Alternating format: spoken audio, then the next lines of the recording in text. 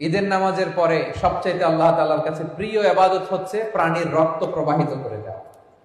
এবং বিষ্ণু ইসা ইসলাম বলেছেন কিয়ামতের দিন এই প্রাণী তার শিং, তার চামড়া, তার পশম নিয়ে বিশাল সওয়াবের পাহাড় হয়ে দাঁড়াবে। পড়ে আল্লাহু আকবার।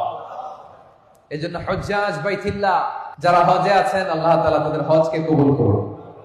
আমরা যারা কুরবানি করছি, আল্লাহ তাআলা আমাদের কুরবানিকে কবুল করুন। এই কুরবানি এটা হতে হবে হালাল উপার্জন থেকে। ইন্নামা ইয়াতাকাব্বালুল্লাহু মিনাল মুত্তাকিন, তিনি শুধু মুত্তাকিদের পক্ষ থেকে কবুল করেন, হালাল থেকে তিনি কবুল করেন।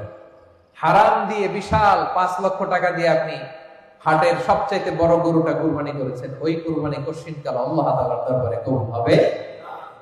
আর সামান্য কিছু অর্থের মালিক আপনি, একা একটা কুরবানি দেওয়ার সক্ষমতা নাই, হায়রে 7 জন মিলে ভাগে কুরবানি দিচ্ছেন, ওইটা আল্লাহর আরশে আগে কবুল হয়ে যাবে।